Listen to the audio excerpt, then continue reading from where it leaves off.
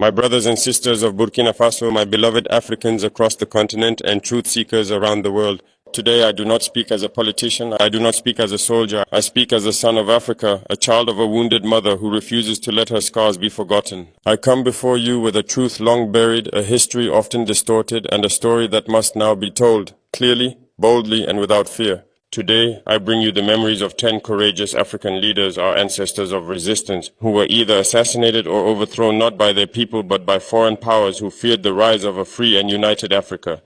This is not merely history. This is a map of betrayal, a record of what happens when an African dares to dream beyond chains. Let us begin where the first spark was struck. Number 1.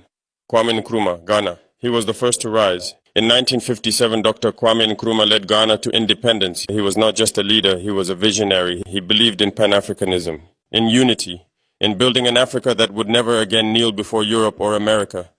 But that vision terrified the West. In 1966, while on a peace mission to Vietnam, Nkrumah's own government was overthrown in a CIA-backed coup. Why?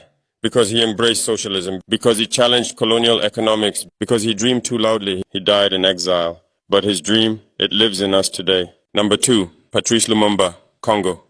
Then came Congo's shining light, Patrice Lumumba. Young, passionate, fearless, the first elected Prime Minister of the Democratic Republic of Congo. He sought to return Congo's vast wealth to its rightful owners, the people. But that made him a Cold War target. In 1961, with CIA and Belgian complicity, he was captured, tortured, and murdered. His body was dissolved in acid. Only a single tooth remained. That's what they left, a tooth, thinking they erased a man. But Lumumba became a legend. Number 3, Thomas Sankara, Burkina Faso. This one is personal. Thomas Sankara met my countryman, the man who refused to ride in luxury while his people walked. The man who vaccinated millions, planted trees, empowered women, and rejected foreign aid. He said, "He who feeds you controls you, eh?" In 1987, betrayal struck from within. Blaise Compaoré, once his closest ally, led a coup backed by foreign interests. Sankara was gunned down at just 37. But Sankara never died. He lives in the soil of every seed he planted, in the minds of every Burkinabe who dares to rise. Number 4, Muamar Gaddafi, Libya. A controversial figure, yes, but a visionary nonetheless. Gaddafi ruled Libya for decades, but his ultimate dream was not domination, it was African unity. He proposed a single African currency backed by gold. He sought independence from the IMF, the World Bank, and Western manipulation. In 2011, NATO forces bombed Libya. Rebels supported by foreign powers hunted Gaddafi like an animal. He was captured, humiliated, and killed. Since then, Libya has known only chaos. Number 5, Laurent Désiré Kabila, Congo, DRC.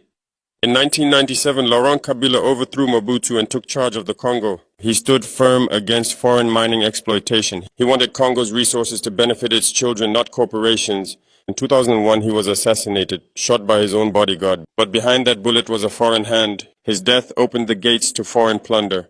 Number 6, Sylvanus Olympio, Togo, the first president of Togo, a nationalist, a man who rejected France's plan to continue economic control over West Africa. He refused the CFA franc, that colonial currency still haunting us today. In 1963, French-trained soldiers assassinated him, shot outside the U.S. embassy as he tried to escape. This was Africa's first post-independence coup. It would not be the last.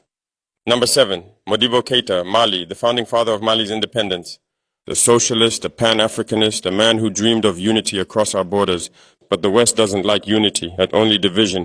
In 1968, he was overthrown in a military coup. He died in prison 9 years later. His only crime? Believing Mali should chart its own course. Number 8, Gamal Abdel Nasser, Egypt. He's often called an Arab leader, but Nasser was also a son of Africa. He stood up to Britain and France. He nationalized the Suez Canal. He called for African-Arab unity. The CIA and British intelligence tried to poison him. They plotted coups. They failed, but the pressure wore him down. He died of a heart attack in 1970. Was it natural? Perhaps. But even if his heart failed, his spirit never did.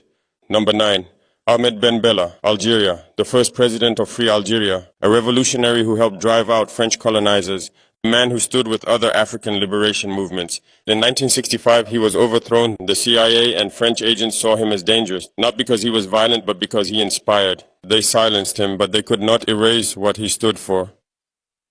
Number 10, Julius Nyerere, Tanzania, and finally the humble philosopher, Julius Nyerere.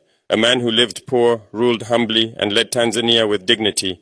He introduced Ujamaa, African socialism. He taught us that development meant more than GDP. It meant dignity. But the IMF and World Bank had other plans. Economic sabotage, pressure, manipulation. They pushed him to step down in 1985. He was not killed, but his vision was wounded. My brothers and sisters, what do you see? 10 leaders, 10 lights, all were dimmed, not by their people, but by those who feared African freedom. These were not accidents, they were deliberate acts, messages sent in blood. Do not rise, do not unite, do not dream. But here I am, dreaming anyway. And I know you are too, because from Ghana to Gambia, from Egypt to Eswatini, from Kinshasa to Ouagadougou, the fire is burning again. We will not forget them. We will not betray them. We will rise because of them. This is our continent, our story, our future. Let the world listen. Africa is awake. We are going to unite, so please share with your family and friends to join the United States of Africa USA channel. God bless you all.